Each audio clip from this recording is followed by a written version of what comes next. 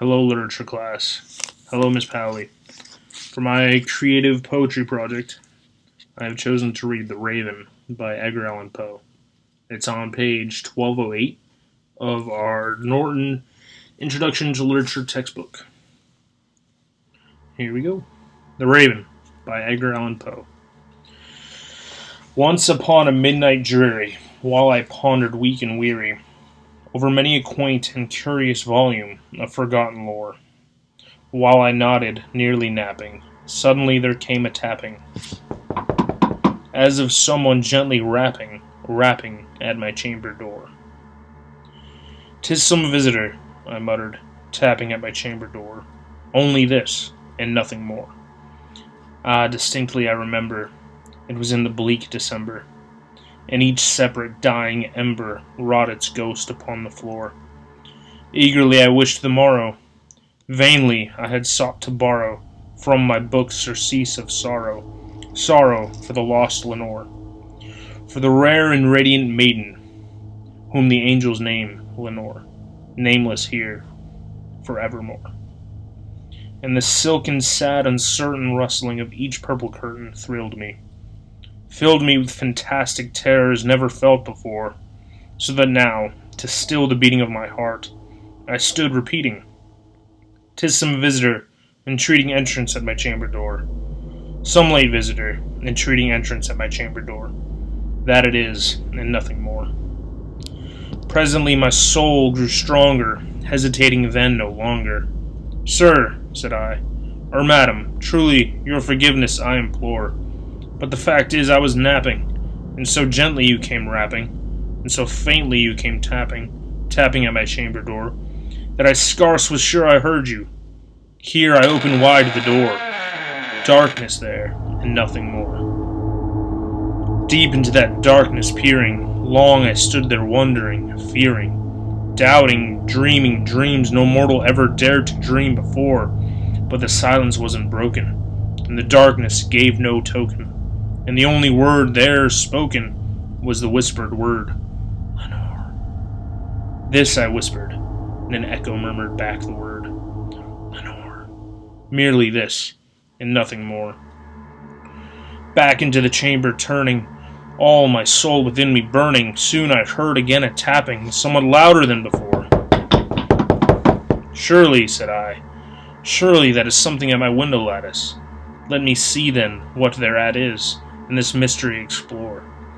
Let my heart be still a moment, and this mystery explore. 'Tis the wind, and nothing more." Open here I flung the shutter, when with many a flirt and flutter, in there stepped a stately raven of the saintly days of yore. Not the least obeisance made he, not an instant stopped or stayed he, but with mine of lord or lady, perched above my chamber door, perched upon a bust of Pallas, just above my chamber door, perched and sat, and nothing more. Then this ebony bird, beguiling my sad fancy into smiling, by the grave and stern decorum of the countenance it wore. "Though thy crest be shorn and shaven, thou," I said, "art sure no craven. Ghastly, grim, and ancient raven, wandering from the nightly shores, tell me what thy lordly name is, on the night's Plutonian shore." Quoth the raven, "Nevermore." Much I marveled, this ungainly fowl, to hear discourse so plainly, though its answer little meaning, little relevancy bore. For we cannot help agreeing that no living human being ever yet was blessed with seeing a bird perched above his chamber door, bird or beast upon the sculpted bust above his chamber door, with such a name as Nevermore. But the raven, sitting lonely on the placid bust, spoke only that one word, as if his soul in that one word he did outpour.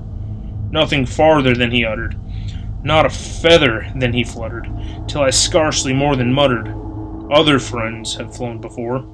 On the morrow he will leave me, as my hopes have flown before." Then the bird said, "Nevermore." Startled at the stillness, broken by reply so aptly spoken, "Doubtless," said I, "what it utters is only stock and store, caught from some unhappy master, whom unmerciful disaster followed fast and followed faster, till his songs one burden bore, till the dirges of his hope that melancholy burden bore of nevermore. But the raven still beguiling all my sad soul into smiling, straight I wheeled a chair, a cushioned seat, in front of the bird and the bust in the door.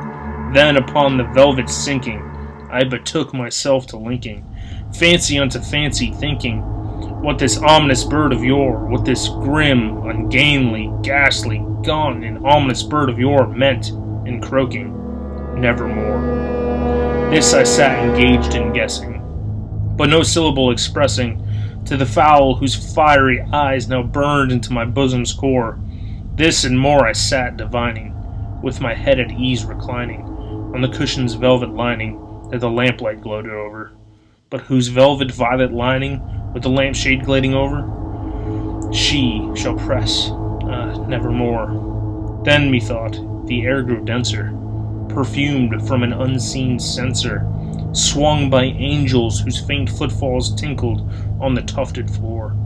Wretch, I cried, thy God hath lent thee, by these angels he hath sent thee, respite and nepenthe from thy memories of Lenore.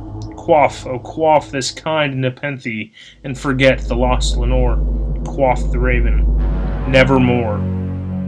Prophet, said I, thing of evil, prophet still, if bird or devil, whether tempest sent, or whether tempest tossed thee here ashore, desolate, yet all undaunted, on this desert land enchanted, on this home by horror haunted, tell me truly, I implore, is there balm in Gilead?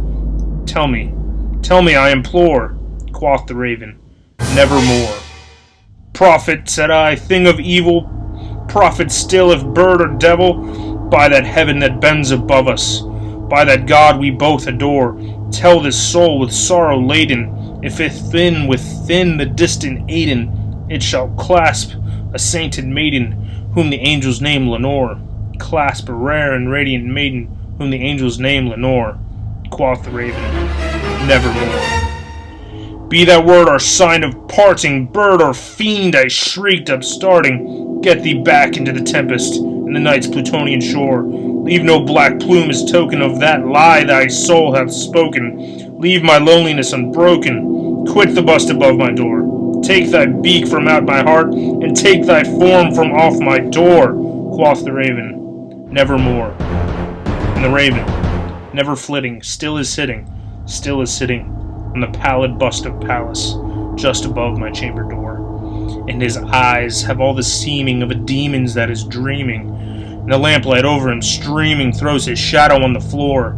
And my soul from out that shadow that lies floating on the floor shall be lifted nevermore.